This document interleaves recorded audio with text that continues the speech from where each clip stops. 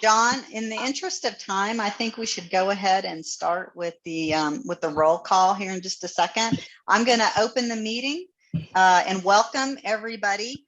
As previously mentioned, we have so much to talk about, but really, really good things. I think, one of the things that came out of our listening tour was really understanding even more the role of the state board to bringing conversations to the forefront that are not just for the state board, it's for all of you who are who are running the workforce system, to have access to new information, to new people, especially as it relates to sector strategies and the business side. And so we're, so as we have a lot of these conversations today, it's not just about the state board, it's for all of us, but there's a lot of really cool things going on right now. And if you look at our agenda, it doesn't look terribly long, but there's a lot of meat there. And so I'm very excited to have this meeting today. So thank you all for joining us. I would like to introduce our newest board member, Commissioner Manny Sanchez, who might just happen to be from Doña Ana County. Commissioner Sanchez, I just wanted to say welcome. Thank you for being here this morning. Thank you, Tracy. All right, thanks. There you are. Thank you. Good to have you. We, in order to cut down our roll call votes and our roll calls, oh wait, we haven't done roll call. John, please do roll call. You'd think I'd know this by now. Joanna Anaya.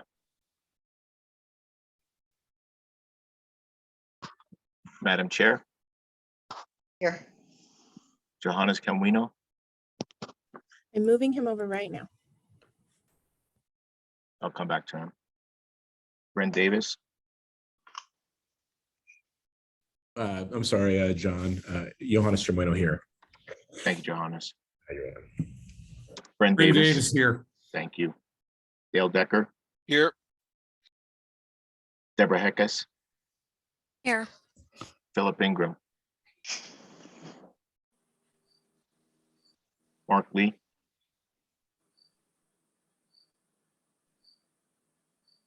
Deborah Moore.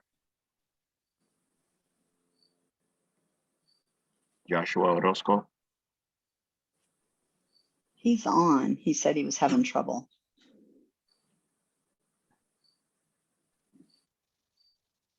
I'll come back this way I can get verbal acknowledgement. John Rockwell.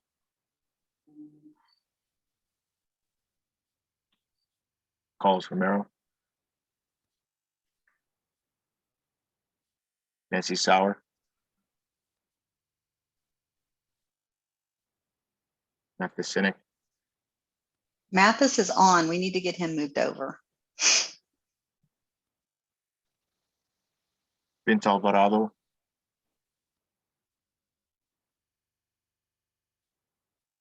Kelly Ruff-Gior. Present. Director Rodriguez. Present. Deputy Secretary John Clark. Carla Kugler. Present. Samuel Colapo. Present. Representative Montoya. Present. Deputy Secretary Montoya Cordova. Present. Senator Hamblin.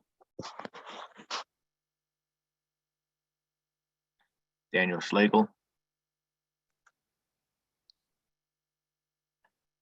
Commissioner Crunk.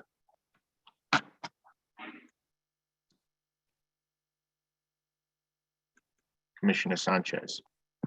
Present. Ezra Spitzer. Director Trapp. Here. Director Perea. Here. Mathis Cynic. Here.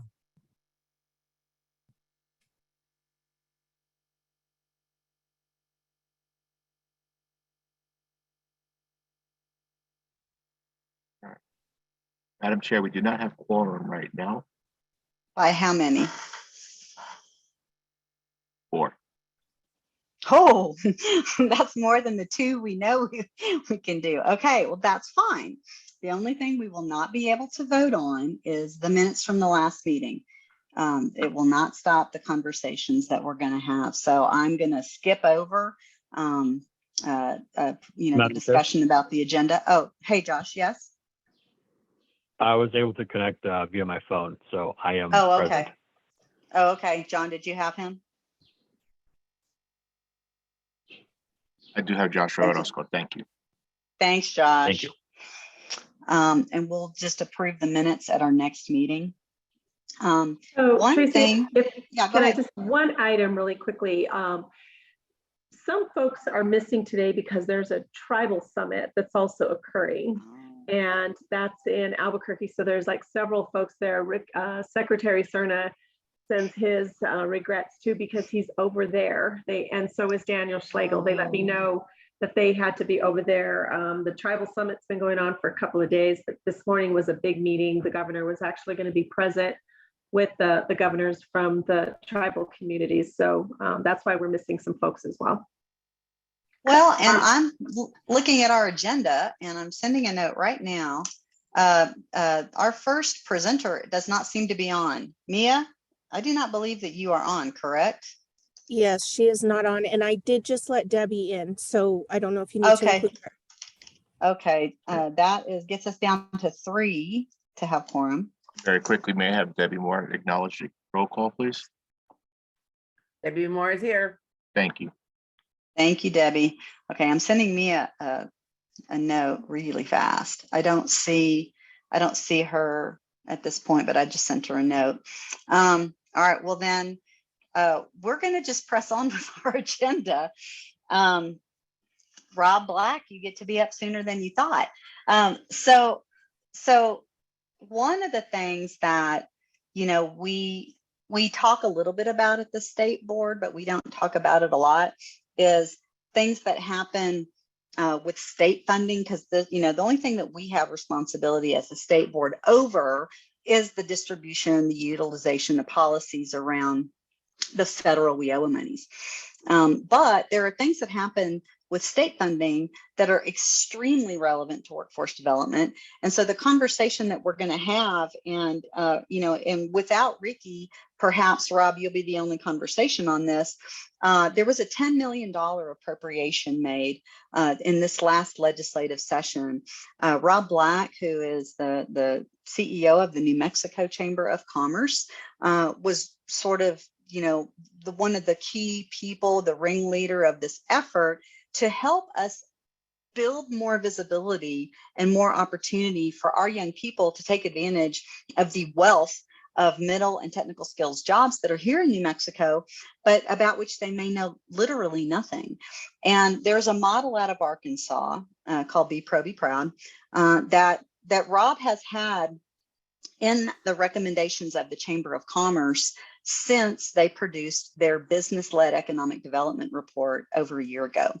And so, Rob, with just that little bit of introduction, I want to open the floor for you to talk a little bit about what this is, what the $10 million is intended to do. If Ricky's not here, we may not be able to have part of this conversation, but we'll start by talking about Be Pro, Be Proud.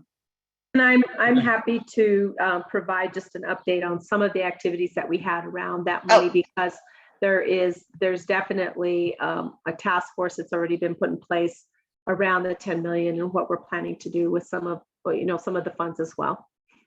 Okay, John, we need to do the presentation view, if that's possible, so we can see it. We never have trouble with this. Why are we having trouble? I see Technology.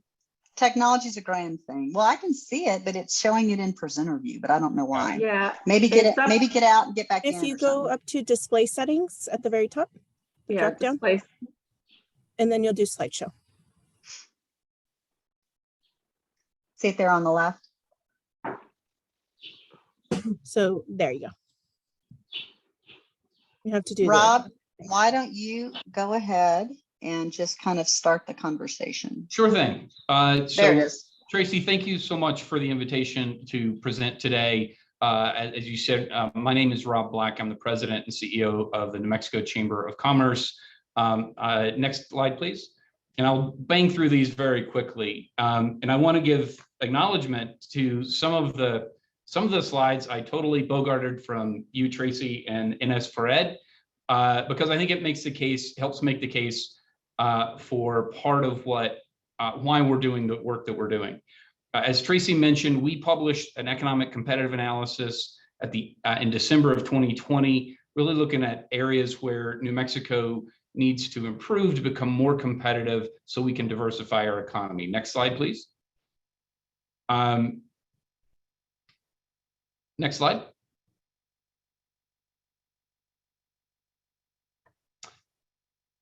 John, can you do the next slide for me? Yeah, I'm trying to get it move over, Rob. So there were 4 main competitiveness areas that we identified in this slide, in which we may get to, but I'll just quickly go through those in our report. And that's the business climate, looking at how do we improve the business climate in New Mexico, and that looks at things like business friendliness, regulations, tax, public safety, our workforce and education, key aspect of our report, and findings. And that came out of surveying over 800 businesses and doing 7 different focus groups by sector. That was a key issue for us: infrastructure and innovation capacity. Next slide, please.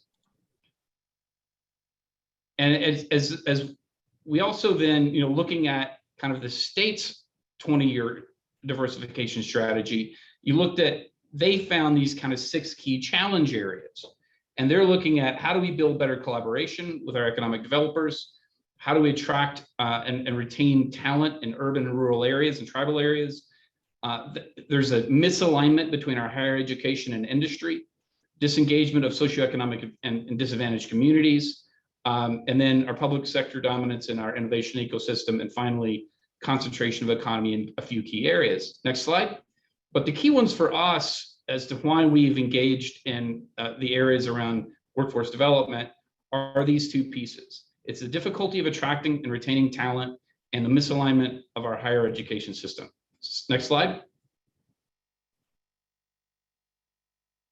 And I'll show you a couple of slides just to kind of highlight, and then this is one I think I stole from NS for Ed, so giving them credit for this. This is looking backwards. So this is the last decade, from 2010 to 2019, compared to our states, where we've seen population growth and labor force growth in these various states. And you'll see that New Mexico greatly is far behind our comparator states. And it's a real challenge for us as we look to diversify. Next slide. And this is a slide from our report that we did, and it shows a couple of things. On the state, you'll see where we've seen, again, this reflects backwards in the graph, the graphic, where we're seeing population decline. It's really hitting our rural communities, and where we're seeing population growing, primarily our urban areas. But the box you see there is looking forward over the next decade. And we anticipate losing about over 3% of our working age population in New Mexico over the next decade, unless we do some things to reverse that trend. And that's both because of, we're very, very slow population growth, aging population, but we're also seeing the out-migration. Next slide. And this gets to the mismatch. And again, from this slide is from NS for Ed.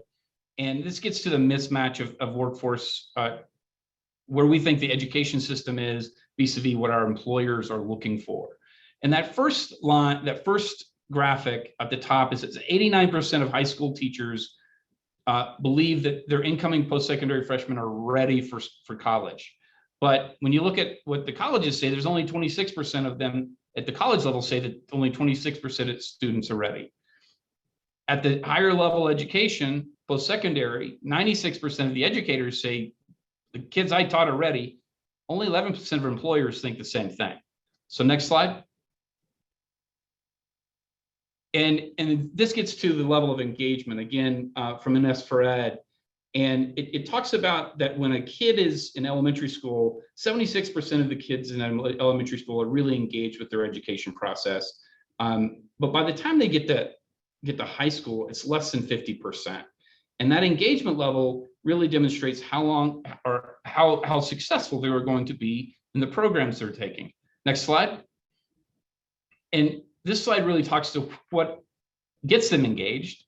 And the number one issue that gets them engaged in their education is career development, job training. So how do we align what we're doing in our high schools with what we're trying to do at in the career side? Next slide. And again, this is very quick. I'll go through this, but it just demonstrates where kind of the role that CTE plays and in increasing graduation rates. So really focusing on that career technical education, aligning education with the careers that are relevant to our young people, and how that then translates into success in post-secondary training as well. So next slide. And this is just my plug to Elaine and to Tracy. Again, this is one of the two main projects that we're working on that we want to support as the chamber. One is this Pathways to Career program. It's a program that PED has developed around aligning the education programs, our math training programs in high school with careers. We think this is really, really key to success for New Mexico. The other piece is where what Tracy asked me to come on and talk to specifically is the Be Pro, Be Proud program. So next slide. And what this gets to is really thinking about how do we get, and looking at the survey work we did with our employers and continuing to do with our employers, is there's a huge gap of technical skilled, oftentimes 2-year certification programs that they're desperate for in New Mexico. So next slide. And as Tracy mentioned, this program was a program created in 2016 by the Arkansas Chamber of Commerce. It is run out of Arkansas at a national level now. The program is really, it's not a training program, but it's a marketing program for training programs. So whether we're driving folks to CNM, we're driving folks to AGC, ABC, the trades, et cetera, but it's helping students envision themselves in a career, understanding what the opportunities for training, opportunities for educational, what their costs are, how to align that with then employer demand. And this program, so it again started in Arkansas, and long and short of it, it's a 52-foot demonstrations trailer that's pulled by a semi-truck that visits every junior high and high school in the state of Arkansas, but now it's also in South Carolina, Georgia, North Carolina will launch next year, as will Tennessee. Next slide. And one of the things that we're trying to look at is there's with parents, this says, 2 out of 3 parents feel a career requiring a skilled trade is not for their child. Is we have denigrated the value of these trades within our society. And we've divorced kind of the education from the career. We believe that this program, Be Pro, Be Proud, can really reinforce the value of those careers to to a community, to a family, to an individual, and show that they can be very, very good paying careers that can be, frankly, generationally transformative. When you talk to Intel, you talk to a lot of our large employers. Yes, Intel needs engineers, but they need a lot more people with 2-year degrees and skilled training than they do the 4-year degrees. And that's what you're seeing here and demonstrated in this slide. So next slide.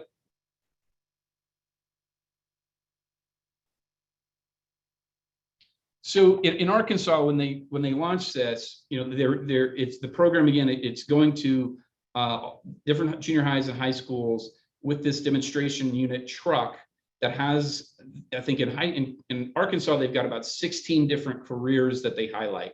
Everything from CAD design to truck driving to nursing, a variety of different trade skills that are really needed in Arkansas. And with this program, you can customize those trades that are appropriate for your workforce needs in your state and region. But what you're also seeing here is that Arkansas teachers that have been surveyed who've gone through, use this program, 80% of them are saying that they believe that this is helping high school kids stay in school because it, again, connects what they're doing in school with the careers that they want to look forward to, that going forward. And the governor of Arkansas, Governor Hutchinson, believes that this particular program since 2016 has really helped with high school graduation rates in Arkansas. So next slide.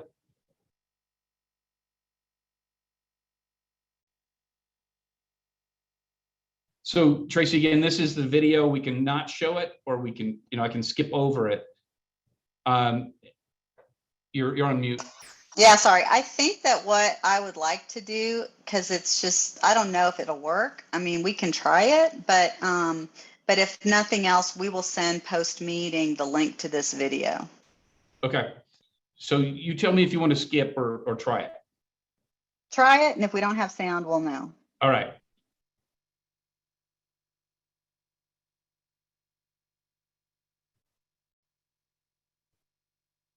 And we might be going with no. There we go. All right. We'll just go on to the next slide.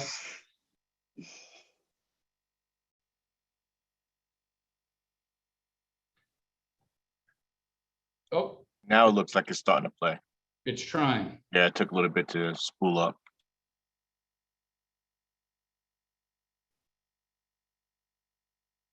We're gonna skip over it. So so I think I'm sorry I wasn't able to show the truck itself, but I think the truck in the demonstration, and you'll see the videos, really shows how kids can engage with the program, feel like they're able to get quality information. And the best part about it is it's got a really deep back-end database, and it aligns with a website that allows kids to understand what the opportunities are for careers in the state, what are future vacancies in the state in these careers, where can they go get the training, and it connects them directly to the different training organizations and colleges and certification programs. And then on the top of that, you have employers who can see down to the schools and to the students for potential hires. So it creates a really integrated back end that I think is what really is powerful about this. Is, again, it's a marketing program to help kids understand what those job opportunities are, why they're important for potentially for their career, how they align with existing training programs, and then those existing training programs get that data from the kids. So 40% of the students that go through this program provide a cell phone and an email, which then can be conveyed to CNM, to New Mexico Junior College, to those training programs to say, we've got these many kids within a 30-mile radius or a 60-mile radius of you who want to do a welding class. So now the training programs are also getting a demand signal, both from employers and students, about what they would like to do. So I think that's why we think we've been pushing this. So with that, we found out about this program a couple of years ago out of our report. We started immediately talking to legislators, to the administration, about why we thought this was important. Senator Munoz, our Senate Finance Chair, we presented to him. He frankly fell in love with the idea, said this is exactly what we need to be doing in New Mexico. And so as part of that $10 million, we were one of, I think, many organizations that were advocating for additional workforce dollars into CTE programs, into internship programs, et cetera. But Senator Munoz did put forward one of the $5 million buckets, because there's two sets of $5 million to support those sort of programs in HB2. And we were very pleased at his championing this effort through the legislative process. And I was fortunate enough to meet with Secretary Cerna last year during the interim and his team, and presented this as well. He also really embraced the concept.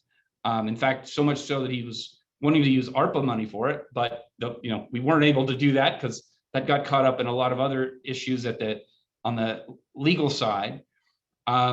But he's been a real champion in this effort as well, and really applaud him and his team for helping move this issue forward. We've as far as now where we're at on the Be Pro, Be Proud program, we've started an advisory group that will be meeting. Our second advisory team meeting will be next week. We met a couple of weeks ago, and we are moving forward. The secretary has told us as advisory team that internally they've made the decision to move forward with Be Pro, Be Proud, the purchase of the vehicle, and building out kind of how the institution or the program would be run institutionally. But with that, Tracy, I'll stop and take any questions. Well, thank you, Robin. One of the things that I loved about, the Be Pro, Be Proud model when we first, learned of it was there's so many of our kids that are in very rural communities that can't see what these jobs are. They don't have access to them in their daily lives. And the value of being able to essentially bring those jobs. What do those jobs do? What do they look like? How can you get trained for those jobs? To bring that into these rural communities, I think really expands the horizons of our kids that otherwise might not have those opportunities. So I'm very excited about that. So, okay, so I will say, is there any board members that have questions? And yes, we already have two. Mathis, do you want to start us off?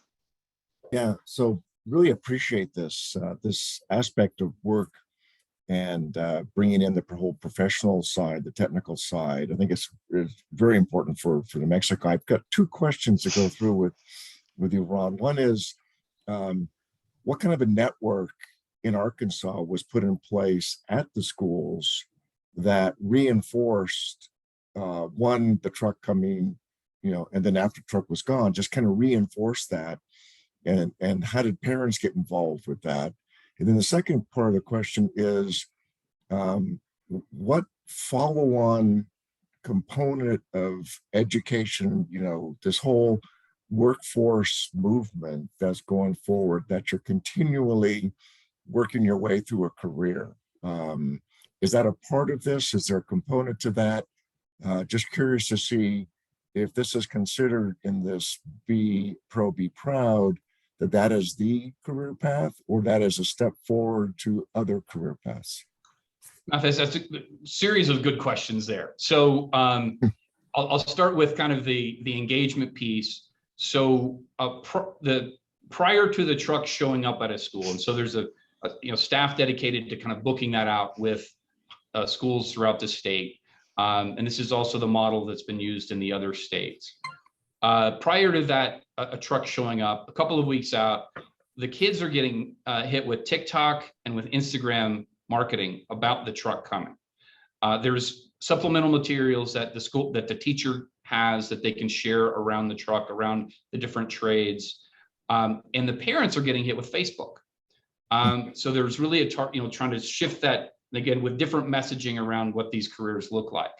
They also the students also receive a survey that kind of an interest survey before and after. So that helps track kind of, is there a shift in perspectives going through the program? As far as the broader alignment, there are they've tied in some continuing job fairs now in Arkansas. There's some additional printed materials that again highlight Arkansas, local Arkansas. I don't even know how to say Arkansonian. Is that it, Tracy? Arkansan. It's Arkansan. Thank you. That would highlight New Mexicans. I'll say that. That would highlight New Mexicans who actually have those careers in companies that operate here in New Mexico.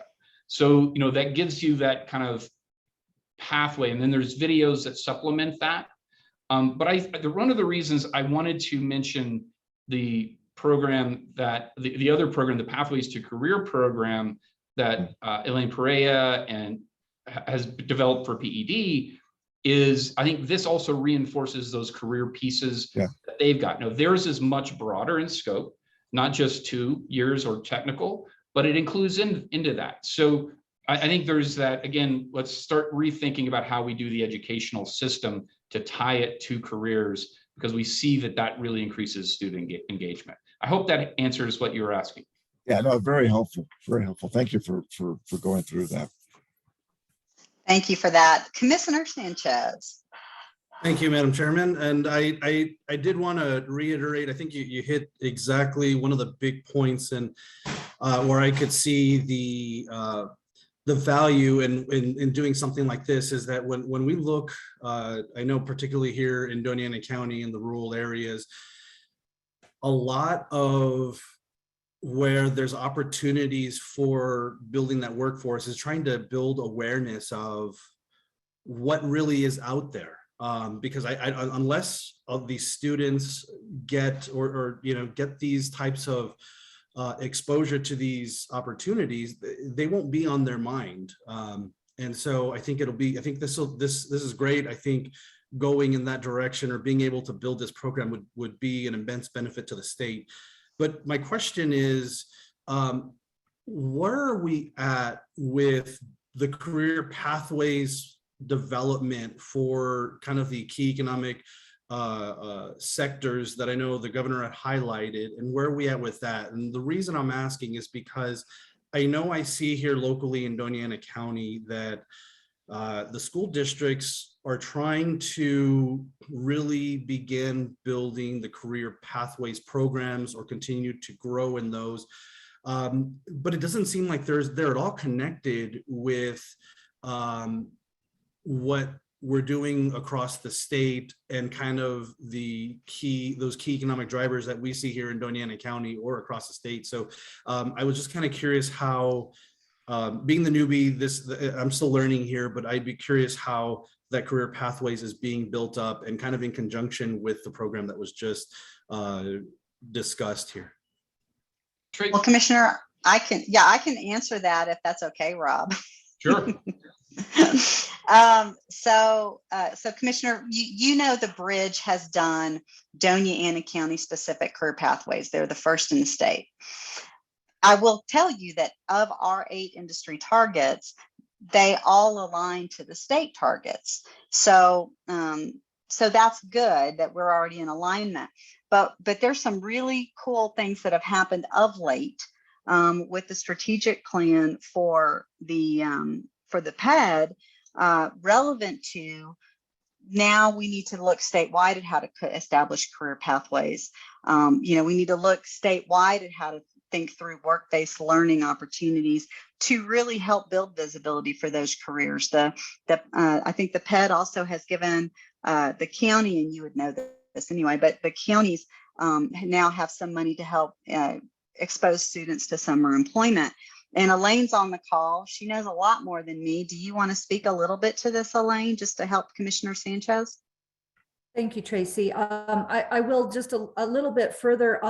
Commissioner, there's 2 kind of parts to your question. One is at the public education department level, we have actually established pathways, and we've done a lot of crosswalk work with the name game. Unfortunately, it is kind of an issue to look at the ONET careers and then think about what those look like to a 9th grader.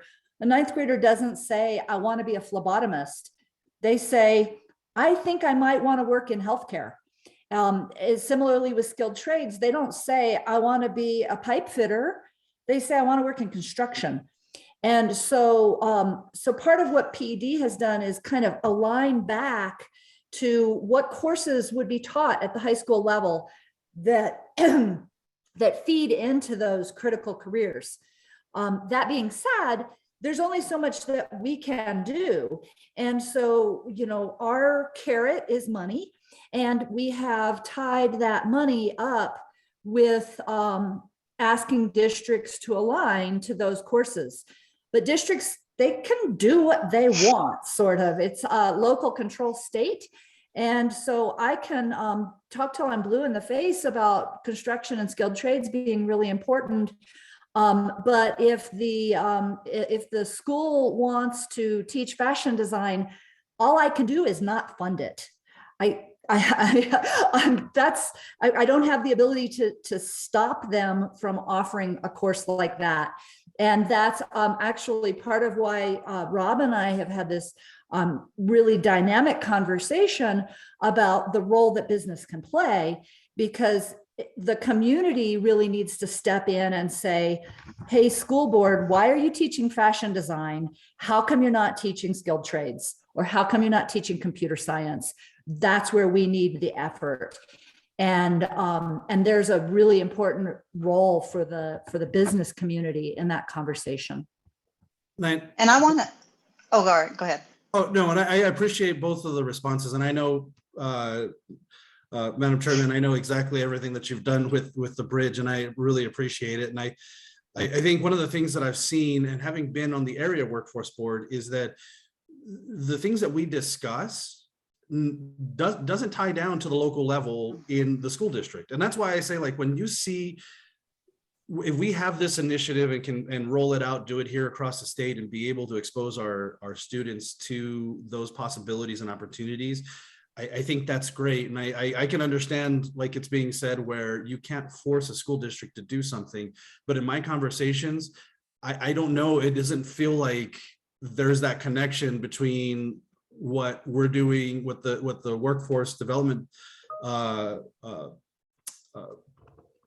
workforce development division is doing, and the school district or PED is doing. It's like they can sometimes be on opposite pages. So I think when we've seen here in Doña Ana County, where we're trying to continue to work and build our workforce and continue to attract businesses to our area, and kind of that it's kind of a twofold effort, but building that workforce and finding these career pathways for our students is kind of a key piece of that. And that's why I say that's where I haven't, in my experience with the area workforce board, with my discussions with the local school districts, I haven't seen that being on this. They don't seem to be on the same page, and that's why I was trying to understand. So I appreciate it. Maybe, like I said, as I continue on to educate myself a little bit more, I can learn more. But I appreciate the discussion and this initiative that looks like it's going on, or at least growing here. So thank you. Commissioner, I want to just applaud you for what you've just said, because it was an intention from the very beginning, when the CTE programs were really, because of the new federal funding, which was called Perkins, it's Perkins 5, it was required that those CTE funding, well, the pathways that you funded be aligned to the needs of business and industry and economic development. And when we had those meetings statewide, we invited the workforce providers in the regions to be a part of those conversations, because it's natural that we should be aligning these funding streams. And in fact, WIOA mandates that you blend federal funding streams whenever possible. So you are right where you need to be. And these are the kinds of questions at the local board that you can drive the leadership, the providers to be really thoughtful about their alignment of their investments to support these industry sectors, because the data drove those decisions at the CTE level. So thank you for your comment, and go team. I'm all behind you there. All right, so just FYI, we're 40 minutes into the meeting and we've talked about one thing. So I'm going to say, let's go real quick. Kelly, hit it. Okay, not a question per se, but I know that this board places a high emphasis on benchmarks and performance indicators. So there was just a little bit, and I want to get permission if I could put some stats in the chat. So okay, wait, no, you can't put anything in the chat, okay, unfortunately, because it's a public meeting, but we can send it after. Okay, Is that okay? perfect. So to Rob's point, Arkansas started this, but the Carolinas have now had appropriation for Be Proud for 5 consecutive years, I believe it is. And we recently had a meeting with AGC Carolinas, because they have been an association that has heavily supported this. And so she shared some statistics with us that I just really quickly wanted to share with you all. And I will send this to you, Tracy, later for follow-up. So okay, that's fine. So in South Carolina, after the first 2 years, they had 208 events. And mind you, this is during COVID. Over 217 active days that travel trailer was used in 36 counties, in 86 cities. with 16,800 students and a little over 1,600 other individuals, probably teachers and parents, for a total of 18,480 people that viewed that in the last 2 years. Wow, that's So I thought amazing. it was Well, worth thank you for sharing. that. Yep, uniform messaging, good imagery. And again, Rob, thank you, because this really is a great marketing tool for training programs and educational institutions. So thank you. Yeah, thank you for that. And send whatever you have there, send it to John, and John could distribute it to us after the meeting. That would be outstanding. Thank you. Amber, Madam Secretary, how are you? I am not a Madam Secretary, but thank you. Oh, well, that's right. Okay. I am merely a Nice to director. see you. Sorry. Not enough coffee for me, guys. But thank you.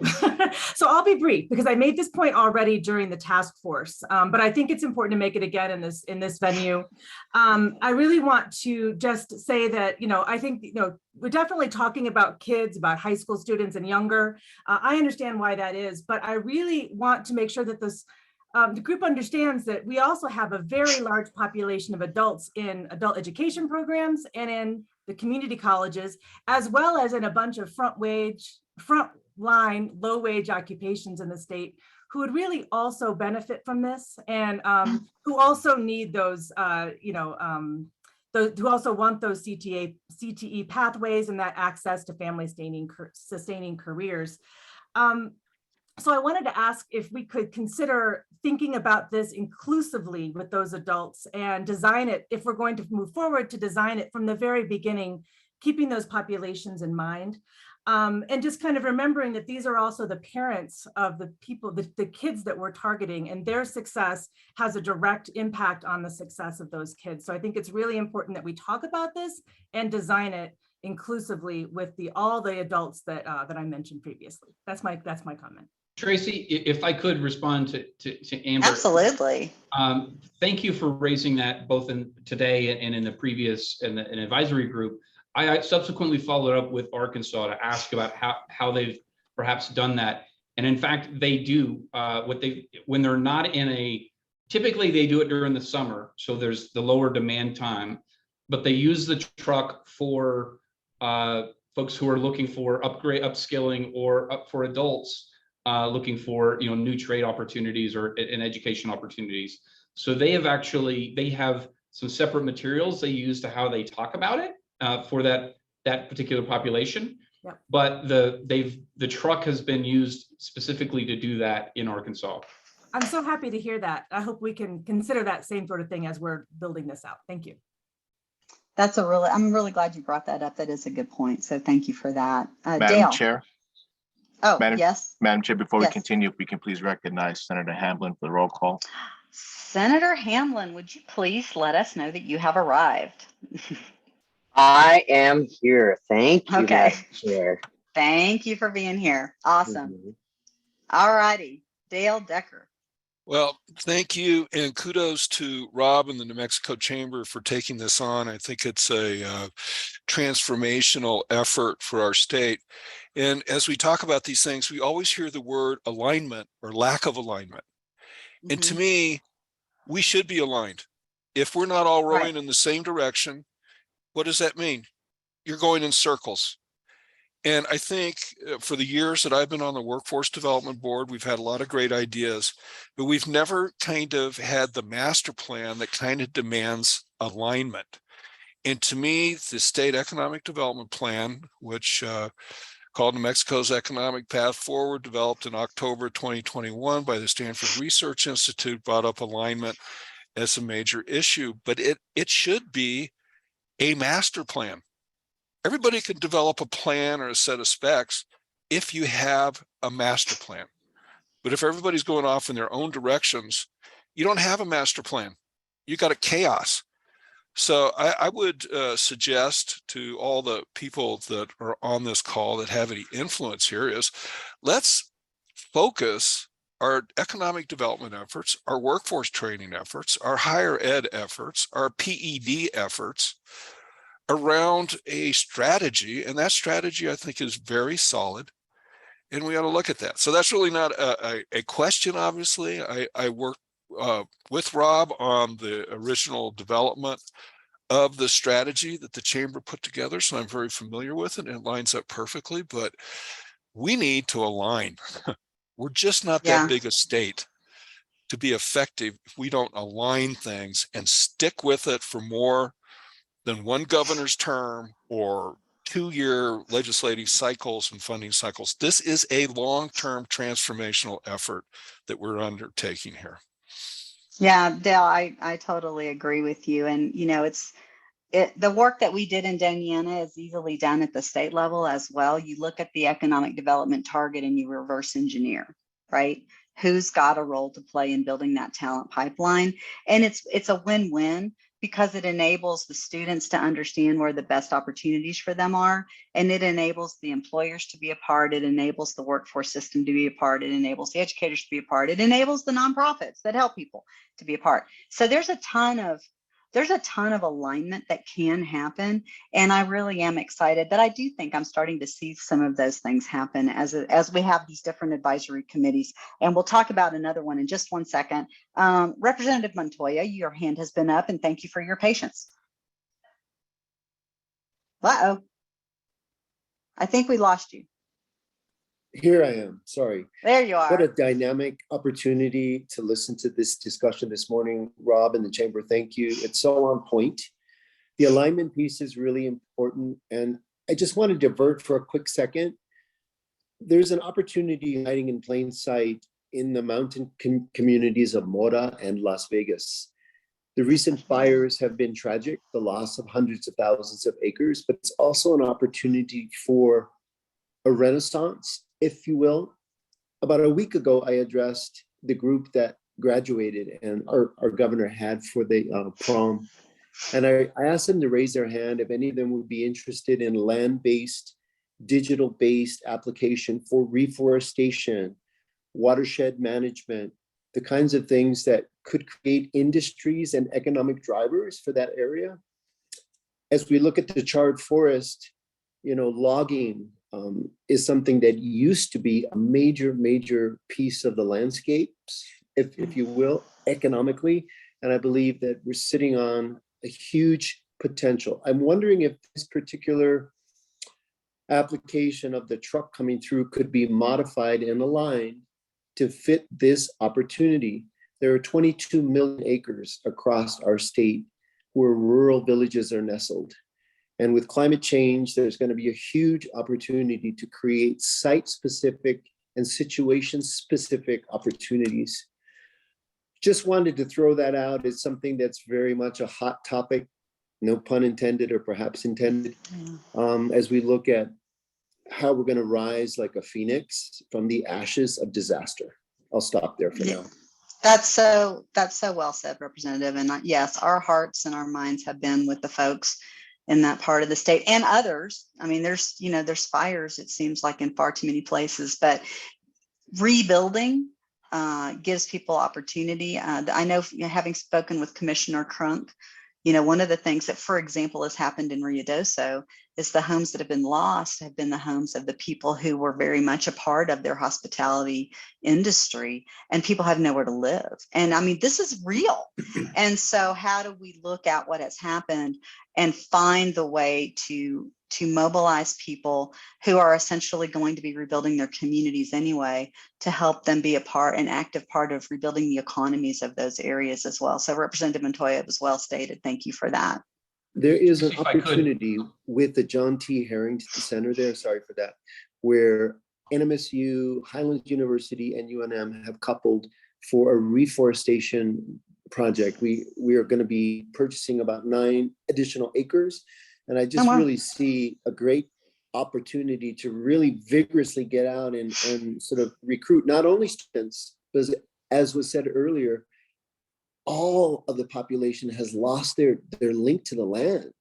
Even if it was low scale, you know, cleaning a forest and selling of firewood, they need to replace those jobs. Erosion control, another huge issue with watershed protection. Sorry for going on. No, thank you, Representative. Rob. So just very quickly, and the value-added agriculture is one of the identified sectors in the report Dale was talking about from the state's 20-year economic diversification strategy. I think those convenings of those sectors are going to start this year.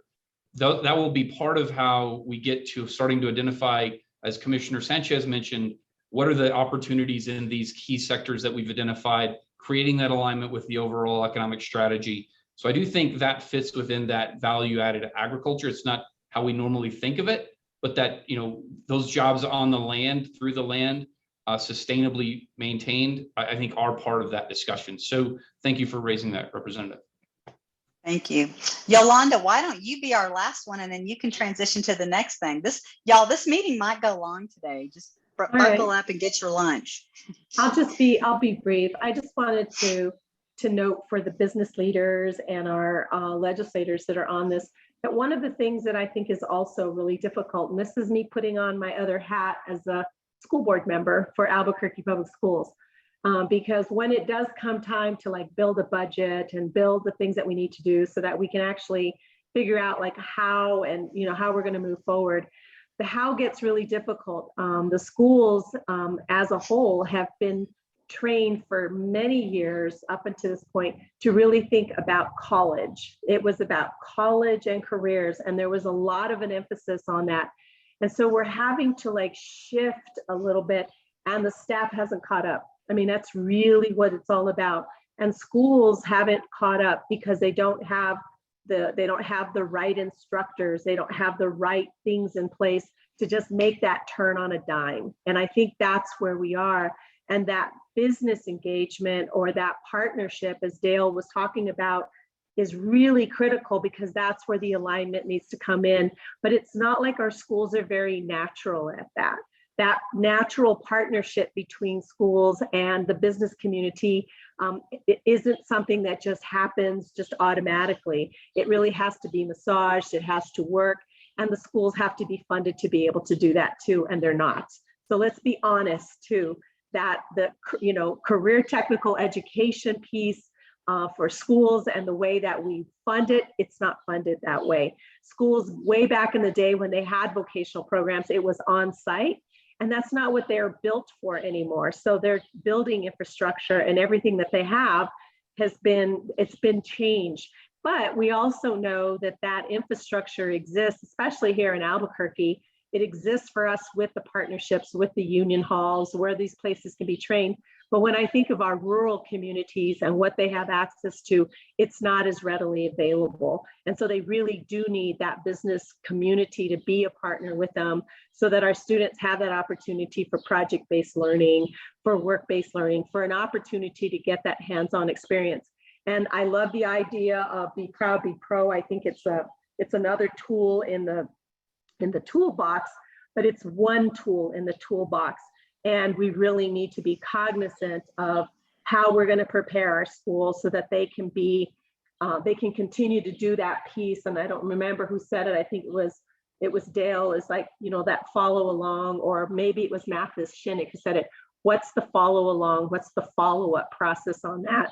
So that we have that engagement, but we have engagement throughout the year, and we can make that happen. So we're really excited about the task force. I just want to say that we've already had one meeting coming together, and the intention on our part is so that we can look at this from a sustainable perspective too. What's the business structure that needs to be put in place so that we're not just making the purchase of this thing, but we're also thinking about a systemic approach on how we're going to keep this going and what are the pieces we need to put in play. The other part of the money is also looking at some comprehensive case management structures, because that's called out in the legislation, so that we can make sure that there's coordination across all of the programs that do workforce, so that an individual who comes in, it truly is a one-stop. And we have a place where we can get them the information that they need to do, and they can get connected in ways that are meaningful. Right now with WIOA, that's a requirement for us to do, but we've never really have had a good infrastructure to make that happen and to make it sound. It's really about the local partnerships and pieces that they do at the local level. But we all know that once an individual moves, that system necessarily doesn't stay in place. And we have to figure out how to strengthen that infrastructure so that when a job seeker or a business is looking for answers and looking for assistance, they're going to get that same assistance no matter what part of the state they touch. And it's going to be consistent. And that's, part of what we need to work on for sure. But I'm excited about, we're excited about the funds. We're excited about the partnership. We had our first meeting and there's no shortage of people with great ideas and who want to work hard so that we can make sure that we do something that's meaningful. So stay tuned for us on that. I think Secretary Cerna, has a vision in terms of just the fact that this is going to be done in partnership so that we can make sure that we're aligned across several organizations and agencies and not just something that Workforce is going to do on its own. Thank you. Perfect. Well, thank you for that, Yolanda. Rob, thank you for your look, it's like everybody's so excited. We're an hour into the meeting just talking about Be Pro, Be Proud and these opportunities. So thanks to you guys for being here. I appreciate it. All right, we're going to move back up in our agenda that is not approved, and that's okay because we went out of order. Mia was having some technical difficulties and was not able to get on at first, but now she is able to join us. So I was introduced to Mia Peterson, who is with, and I'm going to say it wrong if I don't read it, the New Mexico Technology Council. There's really this new conversation that we need to be paying attention to around if we're going to have broadband as a state, we got to have somebody to build that infrastructure. And that means there's going to be all these new opportunities for that whole long, and it's going to be long process of building out the broadband infrastructure of New Mexico. And so I said, Mia, you need to bring this conversation to the Workforce Board so that this is on the radar of not just us, but also, the people who are sitting across the desk from people, all over the state who are looking for industries that are, good paying, growing industries. So Mia, I turn it over to you. John can run your slides for you. Wonderful. Thank you so much, Tracy. Thank you so much for having me. I chose to be the executive director of the New Mexico Tech Council because I am so passionate about economic development. So hopefully you'll see that enthusiasm in this presentation. And again, apologies, I was late. It was a panicked flurry of swapping out machines. As kind of a funny aside, someone recently told me that Mercury is in retrograde and it causes electronic disturbances. So if you're into astrology, that's a little tidbit for you. Very New Mexican of me to bring up astrology, right?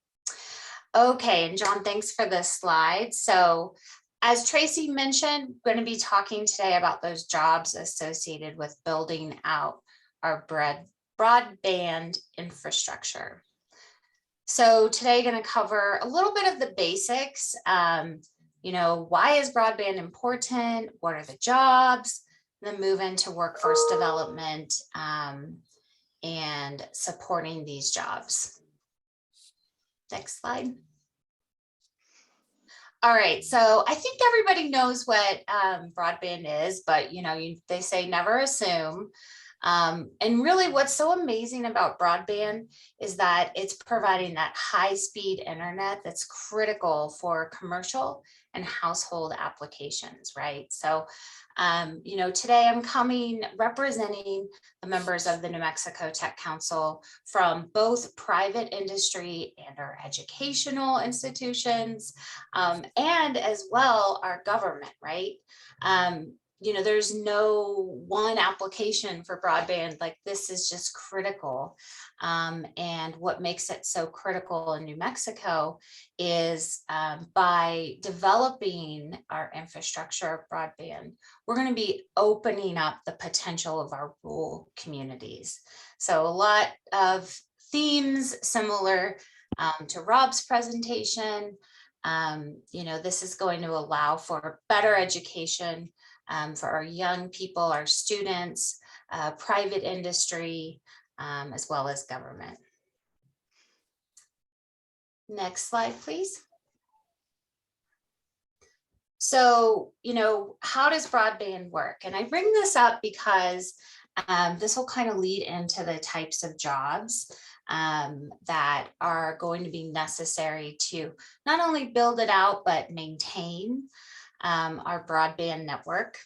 And so there's the 6 primary types. And really what I'm going to focus on today is looking at fiber or fiber optic cables and wireless. And so what happens is, you know, broadband is basically installed through our telephone lines. And with fiber optic, it's glass. And so there's a huge amount of information that can be transmitted at once through the line. It's just a game changer. Now, it's not only cable, right, or fiber. These are the words typically described for, you know, that physical connection, but also wireless. And that's going to involve, you know, microwave frequencies and some pretty cool sciencey stuff. Next slide, please. So I spoke with some of our members, specifically John Bedell from Sacred Wind, and Nerissa Whittington from Big Bite, you know, kind of trying to get an understanding of what types of jobs are needed. There are more jobs than I could list on a slide. I didn't want this to be total death by PowerPoint. But for these entry-level jobs, if we think about everything from installing the cable, whether it's underground or climbing up the pole and overhead lines, to the maintenance, to customer-facing technical support roles, and even sort of like entry-level management team lead jobs, they're really a sustainable wage, right? So we're looking at $45,000 to $55,000 per year, which is exactly what we need, right? We're moving away from sort of hourly minimum wage to this annual salary. Many companies offer benefits.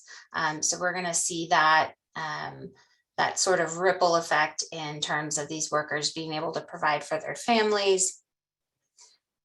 And I think what's so interesting about these positions as well is that a lot of the training is on the job. So we're talking about work-based experience, project-based experience, right? Very critical to these workers being able to advance their career. Next slide.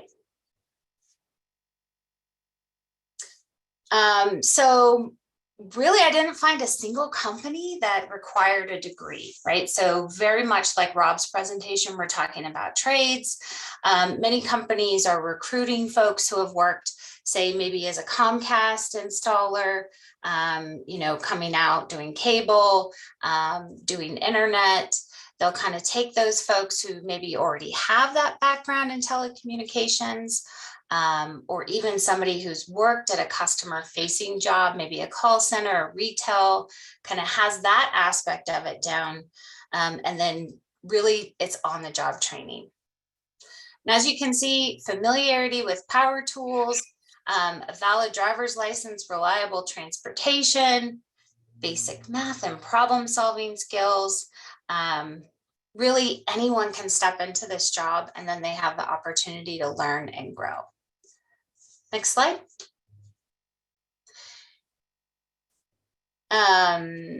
Yes, so certifications, I think maybe, okay, I think I mixed up my slides, I apologize. So for these entry-level jobs, again, a lot of it is just having the soft skills to land those jobs, right? So I think that's something we see across the board.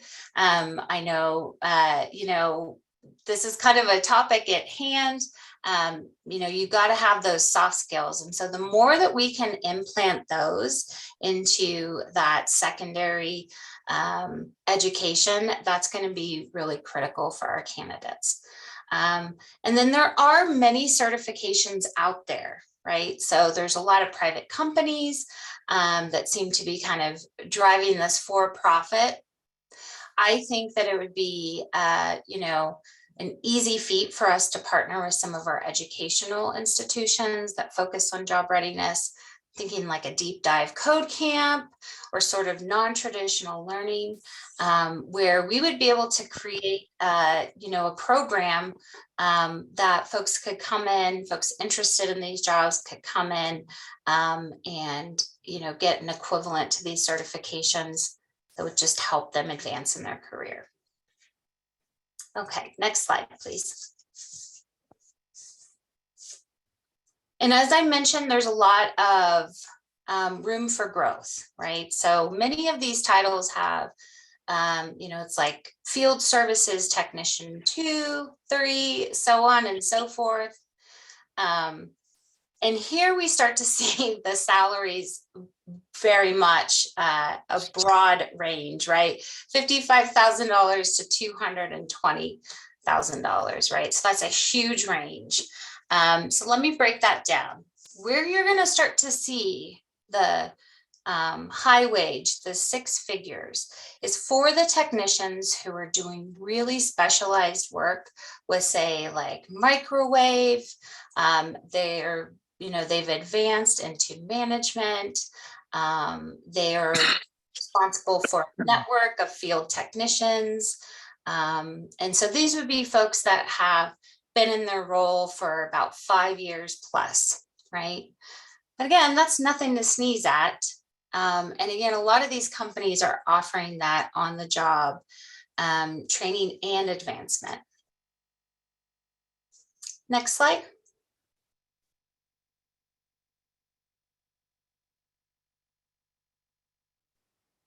So when we talk about the job requirements for intermediate positions, that, can you go back one, John? Thank you. Here, a degree really still isn't the requirement, but it does become preferable, right? And so a technical degree, seems to be the most desired. Again, that is something that we can easily provide to students throughout New Mexico from one of our educational partners, one of our many. The critical problem-solving skills are going to be a huge factor in what allows a worker to advance in any field, right? So broadband is no exception there. And some mechanical aptitude as well. Okay, now we're ready for the next slide. So job training and certifications, I've listed a couple of the specialized certifications that become really important for career growth in that intermediate realm, right? Just like with cybersecurity or even some other white collar services, those certifications are really going to help workers advance in their career. So for instance, for those working with fiber, it's going to be the Fiber Optic Association's Certified Fiber Optic Technician certification. And then conversely, for those working in wireless, it might be the Wireless Broadband Alliance's certification for carrier wireless services. And there are probably over 150 certifications in the research that I did. So again, too many to list here. But the point is that this education is happening. It's not happening here, right? And so in my research, again, I'm thinking about CNM. And for those of you who know me, I'm a huge fan of CNM. I have seen the success of the students coming out of the job readiness programs, particularly in software engineering. And those folks advance more quickly than their counterparts. And they really just hit the ground running. And so the proof really is in the folks that are coming out of those programs. I think this would be a great investment for New Mexico. By developing these programs for job training and certification through our local educational institutions, we could start to dispatch our teams out of state. meanwhile, also having them in state to build this critical infrastructure and be here to maintain it as well. It's not a one-time deal, right? There's going to be constant maintenance, and broadband isn't going anywhere. Next slide, please.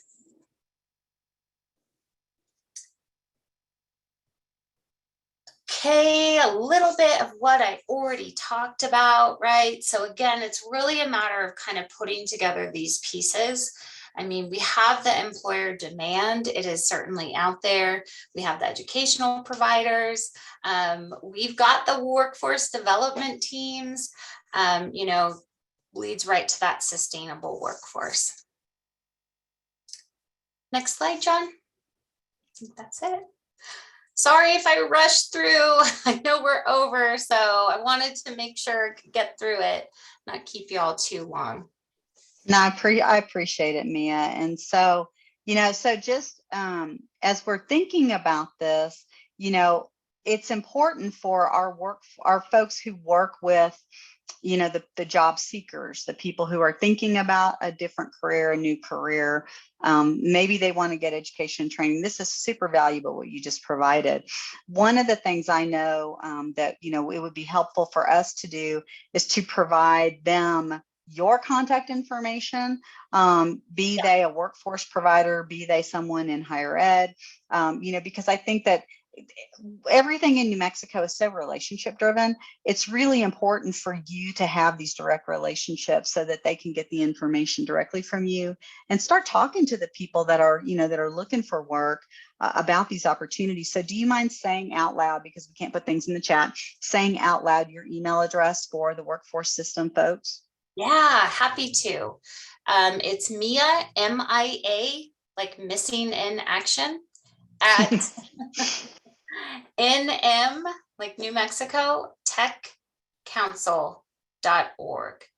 And it is also, I think you can link to it from our website. Okay. Well, thank you for that. All right. So to no shock of mine, the first hand that's raised is Bryn. Bryn, you want to go? What a stunning surprise, huh? Yes, definitely. I just wanted to make a point, and maybe to Mia, and over the years, I've talked about the biggest deficit in electronic skills in New Mexico are the people that deal with PLC and logic controllers. Our biggest telecommunication problem now is not what I'll call the technician, the cable terminator, and it's not the admin programming people. It's that hybrid person is the number one. We have so much, and in my current role here, we have so much equipment where we have remote communications. And in my world, we now call them the point-to-point guys, a point far away to the point here. And those guys that have the ability to understand how the things are physically put together, but also have the programming and knowledge skills to diagnose that. When somebody walks through our door, even now here at El Paso Electric, if that guy demonstrates those skills, I make him a job offer on the spot. I go back to my HR side and say, we can't wait to let this go by. And that hybrid skill is absolutely what needs, because for those of you in this world, and you've had your IT guy, oh, it's a wiring problem. And the wiring guy says, no, it's a program problem. It's your router problem. That guy that steps in both those trenches, they're like gold, and we don't hide from them. So, and we pay big money, 6 figures right out of the gate for those kind of guys. Well, I'll be signing up if I can figure out if I'm qualified for that. Thanks, Brent. Thank you for that. Yolanda. I just had a quick question for Mia. I was really, you were talking about how a lot of this is like, some of it's really entry work, and it's like also can be learned while it's on the job, or it's that opportunity. What do you think, or are there opportunities for young people who could be kind of interning in this role or doing a work-based learning opportunity so that they could identify, is there something that they could do immediately and step in and start, earning some money, but also learning while they're doing that as well? So I was just wondering if are there age cutoffs, or are there limitations for youth?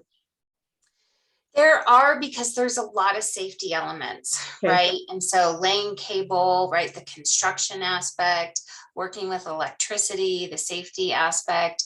And I'm no expert by any means, so please feel free to correct me, anybody here today. But pretty highly regulated by OSHA, right? Really trying to keep people safe, which is also where it comes in as being skilled work. But I would imagine that there would be some type of, I mean, gosh, wouldn't it be great if our students got some type of basic, like, electrical engineering or, part of their STEM package, kind of just touched upon these skills, right, in an appropriate level so that they could start to connect the dots, right? And I forget who said this earlier. I am so sorry. So many great ideas today, but basically to the extent, right, that young people will say, well, I want to work in engineering, but they don't know what type of engineering, right? So, yeah, I guess I don't have a great answer. I hate to say no, because I love the idea of, those internships and those experiences, but I think with the safety, it would be a no. Okay, thank you. One of the things that was really, that was interesting though, as you were saying that is, I could be a high school graduate at 18, figure out how to get that credential and get in quick. And to your point, we need to talk with our higher education partners to see, how they can become, part of that process, part of the providers. We have access, Mia, to college level coursework at the high school level, where you could be sort of preparing through dual credit courses and really just figuring out how to bring that. And so, Amber, I'm tapping you to take this conversation into the HED folks and see how we can, start to think about this more broadly. I'm sure Adult Ed would also be very excited to have these opportunities for, for the folks that are coming to you guys, because a lot of the great work around Adult Ed is the GED plus. It's the GED plus a skill, right? A credential. And so, so Mia Amber leads the adult education program for New Mexico. And so hopefully you got her email. Yes, Amber, you got her email address. And so you guys can set up a conversation after this. So thank you for that. I'm taking notes and we'll do so. Thank you. Looking forward to talking. Thank you guys. All right, well, Mia, thank you for being with us, and and the work that you're doing. We're really excited to be supportive of both getting the broadband, but then also opening these job opportunities for people who will be part of building out that infrastructure. So thank you for your time. Okay, we are moving on. Dale Decker, we were having this very interesting conversation at our executive committee meeting. So if you look at New Mexico's unemployment rate, or you look at New Mexico's unemployment numbers, you go, oh, fantastic. We're sort of back where we were before the pandemic. Because back before the pandemic, I think we got down to like 4.9 or 8 or something like that with our unemployment rate. And we're not too far away from that right now. But what that doesn't tell you is that at the time, we had, I think it was something like 3 point something workers available for every one job. Okay, with that same unemployment rate, what has changed is we now have, and I checked this, 0.27 workers available for every one job. So the unemployment rate is not telling the story. The story is the same story for New Mexico as everybody else. I don't want us to think we're, unique in this. People have not gone back to work for a number of reasons post-pandemic. And how do we, as the workforce system of the state, start to have meaningful conversations about re-engaging people in the workforce? And so Dale is a big idea guy. He was really driving this conversation. And I said, please bring this to the state board meeting. Great. Thanks, Tracy. New Mexico has a history of coming out of recessions, going into recessions later than the rest of the country and coming out of them later as well. And the discussion really centers around the fact is we still do have one of the highest unemployment rates in the United States. And we also have one of the lowest labor force participation rates in the United States, which just basically says there's a real disconnect in our state between the willingness of our workforce to engage and take jobs. I mean, if you kind of add up the numbers, and I think Joy Forehand at Workforce looked at this one time, there's anywhere from 30 to 40,000 people as a result that are unemployed or not engaged in the workforce as a result of our low labor force participation rates. And moving forward, our state just can't afford not to have at least the national average of labor force participation, because those are taxpayers. Those are people that are contributing to the system, and they're, they've got jobs and they're getting paid benefits. My specific concern as a private sector employer in New Mexico is because we're a fairly small pool of 2 million people over such a large state, and we're dominated by a few economic development sectors such as oil and gas, as well as federal government between our national labs, the Air Force Research Lab, and then all of the civilian employees that work at our military installations. Our experience lately has been we in the private sector cannot compete with the salaries and the benefits that are being offered at the federal level. We just can't compete. And it's not that we don't want to, it's just that the salaries and benefits are being based on what they're paying people in California. So people are being poached who we train up, who we spend money training up, and are going to our national labs and these other places, these federal jobs, and getting 50% more in salaries and benefits. And this is a real ongoing problem, because I was at another thing, this new collar workforce, where it was pointed out by the head of HR at Los Alamos National Labs that they're going to be hiring 6,000 people. We need to send a message, I think, that not only do we need to diversify our economy, but we need to diversify the thinking around hiring people, not just from the private sector businesses in our state, but also bringing new people and fresh blood into our state. Because those 6,000 jobs at the national labs is probably for those are like base economic jobs, is going to create 3 spin-off jobs. It's going to create a need for a grocery store worker, or it's going to create a need for somebody to work in healthcare. It's going to create these spin-off jobs. And again, I don't think, and this does tie directly to what the state's economic development strategy is, and a recognition by that strategy that we have been dependent too long on the geese that lay the golden eggs in our state, oil and gas and federal government. And we really haven't diversified not only our economy, but our employment base. And the challenge is for us as a business is we're training them up, they're leaving. They're putting it back on me as a private sector person to go fill that position, which I then have to train, which I then have to find. And it's in the labor market in today is so darn tight, it's impossible to find human capital. And I see Carla on the call. I know the contractors are experiencing that. Bryn Davis is probably experiencing that in his own way at El Paso Electric. Everybody in private sector is, and so I don't have an answer. I just think that it's kind of a good news and bad news kind of thing. Good news is the federal government is going to make major investments in New Mexico. The bad news is we don't really have the human capital that exists today in the private sector where we can really afford to support that growth. And that's going to be a long-term problem, and we're going to have to figure it out. And it's going to be a challenge, because it will raise prices, it will raise the cost of doing business, it will raise construction costs, and it will ultimately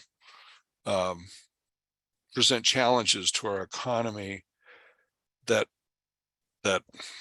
I don't think we've ever seen before. So anyway, it says lead the discussion. Nan Sauer, who was also supposed to help lead this discussion. Yeah, and I don't know what the role of everybody is, but I would be most interested in at least beginning the discussion and figuring out what we can do about it. Well, thank you, Dale, for bringing this up. And, you know, as I facilitated those 10 regional meetings, the CTE meetings in the state, the #1 employer in all but one was government of some kind. And if you look at pay scales, it is true that, you know, that public sector jobs in many cases are outpaying private sector. The only time that wasn't true, you guessed it, Eastern New Mexico, where, you know, where oil and gas was, you know, was at a good time and it was driving the economy. But I want to remind everybody the importance of this conversation about the diversification of the economy and its impact on our local economies is enormous, because if you remember the 3 years in a row of oil and gas, you know, not having a good year and our state budget not having a good year, we lost public sector employees. Cities lost employees, educational institutions lost employees. And so you have to have a thriving private sector to have a thriving public sector. And so as we think about not just strategically workforce talent pipelines aligned to our economic development targets, it's really critical that we're thinking comprehensively about this, because if we are diversifying our industries and we are not dependent upon any one, be it the federal government or be it the oil and gas industry, and I think we should have as many opportunities everywhere that we can.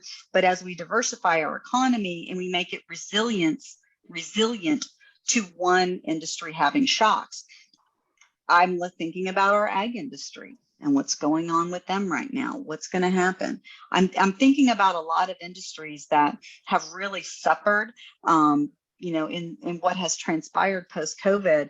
And so I think it's just incumbent upon us as a workforce board to be thinking, you know, that yes, there's great things going on in education around, you know, cultivating our local talent.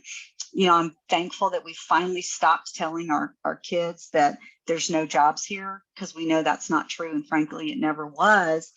But the more we can keep our talent and retain them, the more employers are thinking about engaging in their talent pipeline and being active participants in it. But at the same time, you've got a bunch of folks on the bench. And how do we work with, you know, HSD or whoever to think about how do we, you know, help people get back into the workforce who stepped out for good reasons in COVID to get back into the workforce. And again, we're gonna have to figure out this thing called the cliff effect, which, you know, is where it is a difficult thing for someone who's receiving X number of dollars in public assistance benefits that is built upon their income to be able to take a job. And this was happening before the pandemic, to take a job promotion, to work more hours, work overtime, because they lose more benefit than they have gained in income. And it's so complicated that I'm sure that someone would have figured it out by now if it wasn't so complicated. But I think, Dale, what you've done is you've elevated a conversation that I think needs strategic direction from this board. I would bequeath to you the executive committee as a place to at least start that conversation and see if there's a way for us to think about the resources of the workforce system, be they data, because I mean, we have great data folks, you know, the business engagement committee. You know, we need to think comprehensively about how to mobilize the current worker as well as prepare the future worker so that we can sustain these industries and our economy over time. Because if we get too dependent, you know, we've seen it in Las Cruces. We've seen it when they bracked White Sands Missile Range. It was a shock to our economy as an example of the federal government, you know, going south. And we all know what happened with oil and gas. So anyway, we wanted to surface that conversation here. If you're interested in being a part of that conversation, you can send me a note, email wise, don't put it in the chat, send me a note and say, I would like to be a part of this conversation, and we'll figure out what that structure looks like going forward. Yolanda, you have your hand up.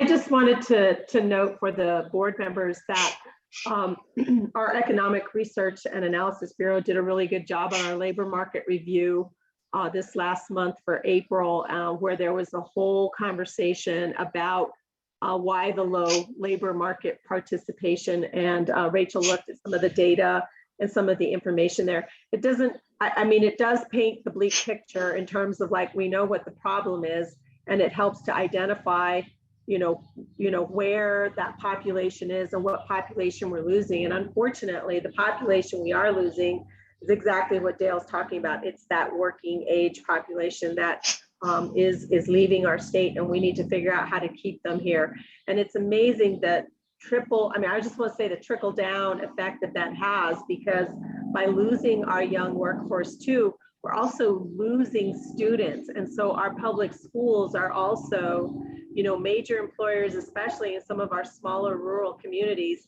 because as they're shrinking, they're also having to shrink their workforces. And so we definitely have some work to do to, to make New Mexico a destination, a great place to live and work.